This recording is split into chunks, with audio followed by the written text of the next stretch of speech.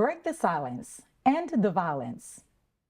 You're watching Voices of Victory, a TV program designed to raise awareness on domestic violence.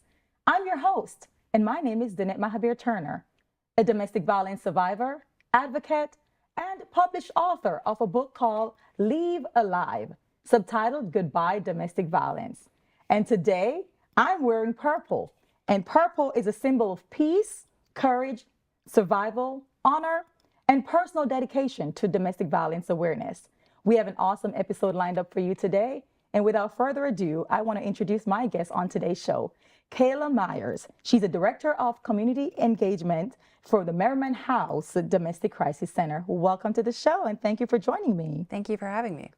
Yes, it's been a long time coming, and what better episode to start with this new show, Voices of Victory, than to invite Merryman House Domestic Crisis Center here on this show to talk about the work that you guys are doing here in our local area. Well, thank you so much. Yes, so I love the mission, saving, building, and changing the lives of those affected by domestic violence. I think that alone just is such a powerful statement.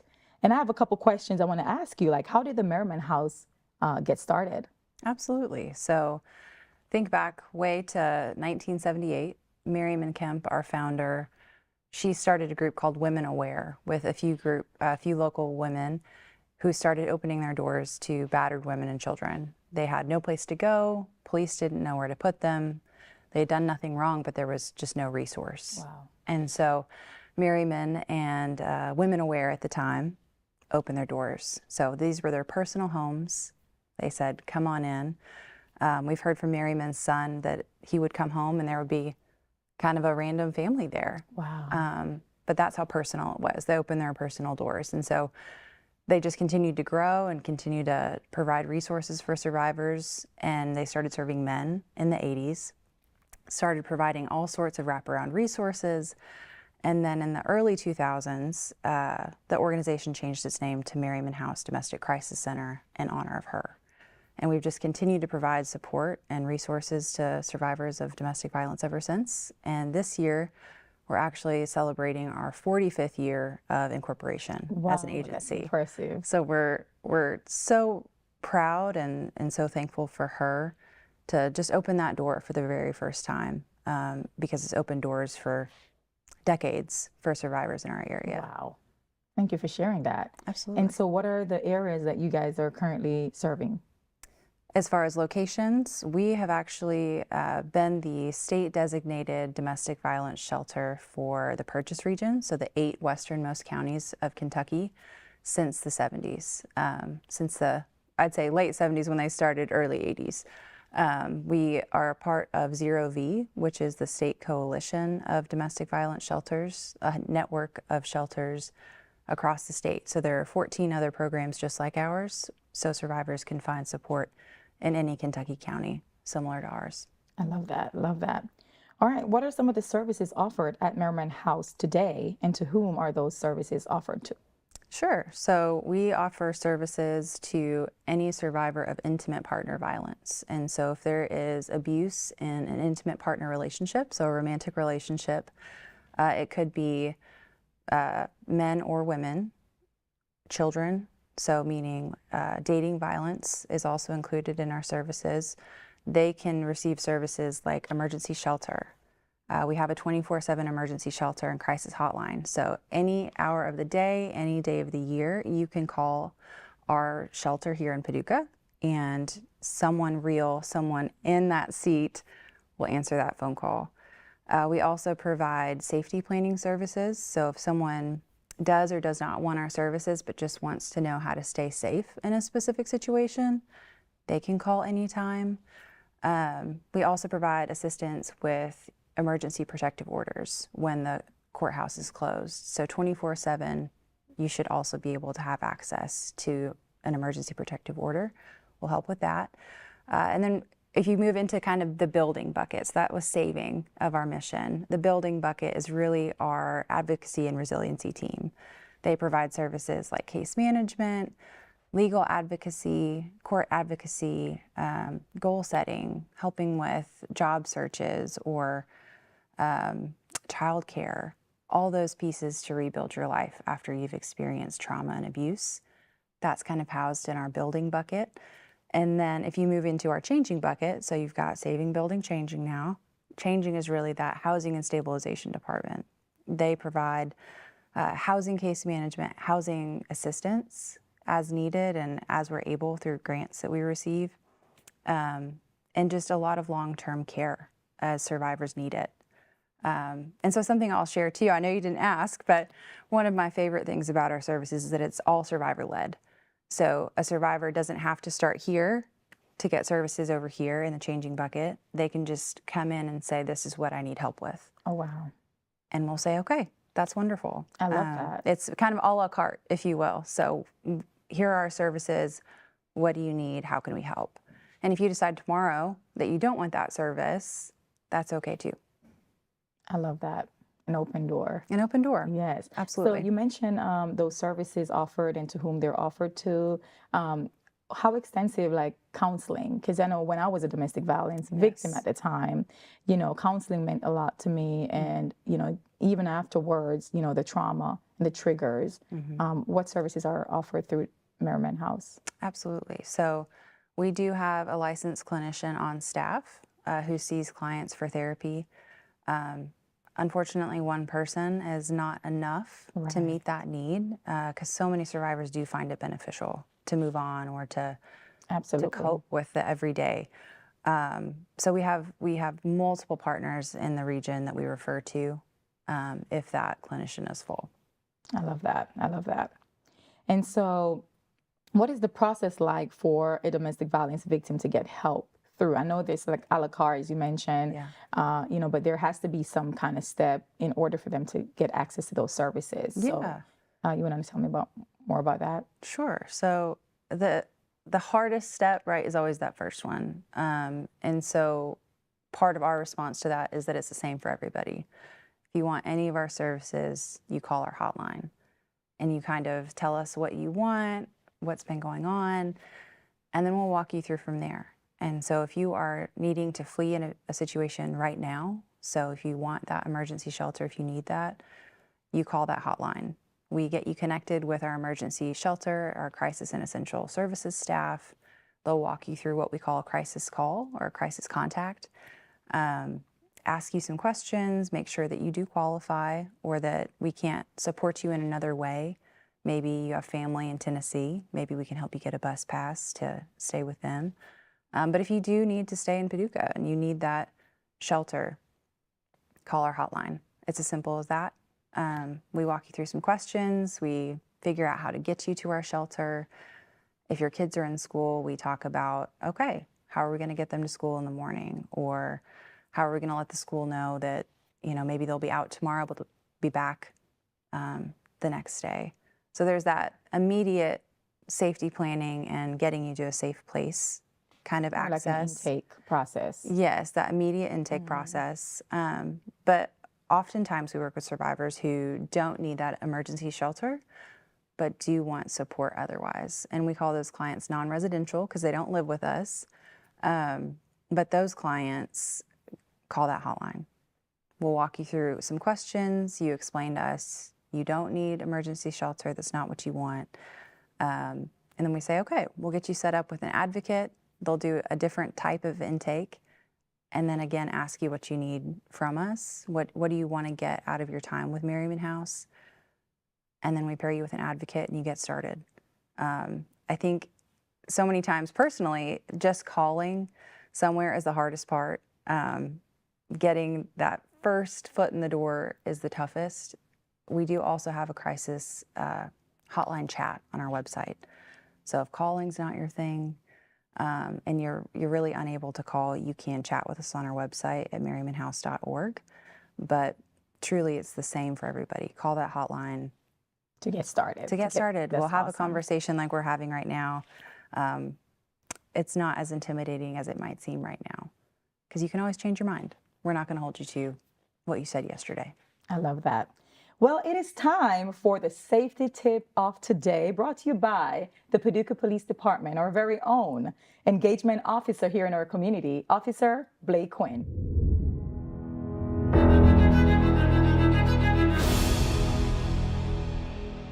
Hello everyone, Officer Quinn here from the Paducah Police Department. Let's talk about a crucial safety measure, the quick exit bag. So you may ask yourself why you need a quick exit bag. Well, in certain situations, you might need to leave swiftly. Having a bag ready ensures you and your loved ones don't leave essential items behind, especially in high-stress moments. Everyday essentials. So don't forget daily necessities. This includes clothing suitable for a few days, any required medications, and specific items for your children or pets. So you also need to think about vital documents. These are papers that prove who you are and establish your rights. Consider packing things such as personal identification like birth certificates and driver's licenses, legal documents including marriage, divorce, or custody papers, and any restraining orders that exist. You might want to consider immigration documents if they're applicable, so those would include green cards, work permits, or other papers. Also consider your children's essentials such as school records and immunization documents. Financial information. These items help you maintain your independence. Recent pay stubs or W-2s, which prove your employment. Important bank account details so you can manage your finances. Housing and car details, including rental agreements or car registration. Health details, if you or your family member has health concerns. Health insurance cards to ensure you have access to care. Medical records, especially if there are ongoing treatments or conditions to be aware of.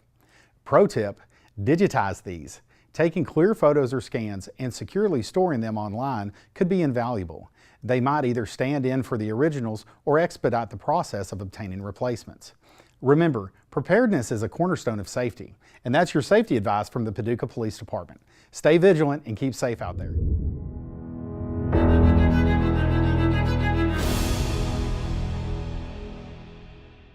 That was the safety tip of today, brought to you by the Paducah Police Department, our very own Officer Blake Quinn, the Community Engagement Officer.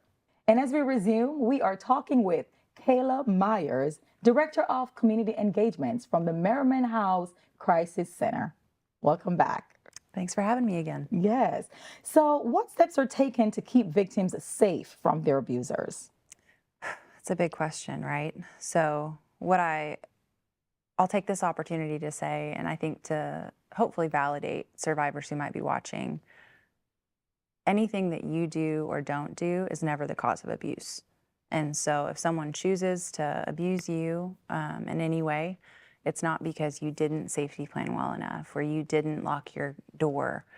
That's not your fault. Someone shouldn't make the choice to come in and abuse you. So with that kind of precursor, there are ways that we try to help survivors avoid it. And we do serve survivors who are still in abusive relationships. You don't have to be out to come access our services. We know it takes an average of 7 times for a survivor to leave an abusive relationship for good. 7 times. Wow. Every time I hear that or I repeat that statistic, kind of gives me chills. And so if there's anything we can do to remove barriers along the way to lessen that number, we will. And sometimes that's safety planning. That's kind of what we call the answer to your question. How do we keep survivors safe from abusers? So it varies based on the survivor's experience. And every time this safety planning session should be survivor-led. So what's worked for you in the past? Generally, if you keep your doors and your windows locked, does that keep so-and-so away? Does your boss at work know? Are you comfortable with telling your boss or a trusted coworker that if you see that person to call the police? Have you turned off your location on your phone, on Snapchat, on Instagram? Any way to track where you physically are? If you're on our premises, our Paducah location has some pretty intense security if you've ever been there. We are open to the public now in the way that people know where we are. We have a road sign, but you still have to have an appointment. You'll get to a gate. Our whole facility is gated. We do have security and questions we'll ask to make sure that you are who you say you are and you're supposed to be there. Video surveillance on campus. External doors are locked, and we've got some internal processes that make us all feel safer on campus. But I love that. in the community too, that's normally where survivors are. Are you walking? to and from work? What's co-parenting like? And so when we talk about keeping survivors safe, it's a lot of questions asked to them. What's made you feel safest in the past? And how can we make you safer in each situation? And so I would just say call us. We've got questions to ask to make it personal to your experience. And then there's also a great tool online. If you go to loveisrespect.org, they have an interactive safety planning tool that will ask you all those kind of same questions, but it'll allow you to save your own safety plan, print it out, do whatever you want to with it, or just revisit some questions that you might not have thought of in the moment. So there are a lot of ways to hopefully keep survivors safer, but at the end of the day, it's an abuser's choice to abuse, and a survivor hopefully can keep themselves out of that situation, but it's never their fault to be abused.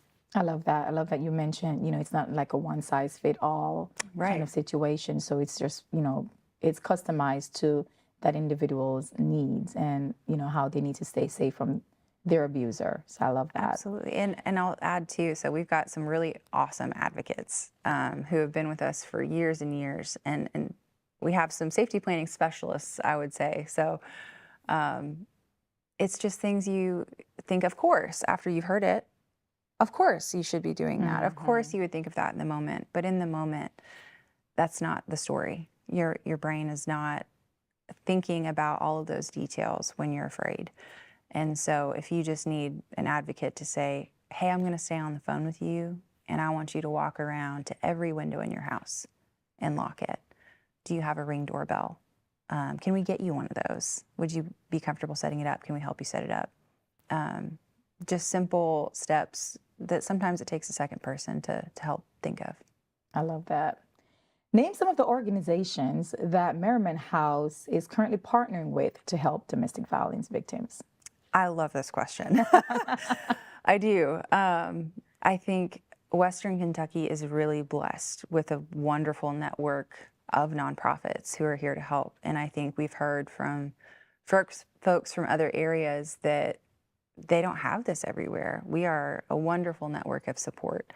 And so when I leave organizations out, it's not because we don't work with them or that we don't love them, but I'm just going to name a few to answer your question, but we work with a lot, in short. So I would say Kentucky Legal Aid is a huge one. They offer free legal services for survivors of domestic violence.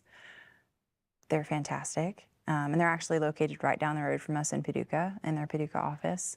They come on site at least once a month and offer one-on-one sessions to talk through legal questions with survivors.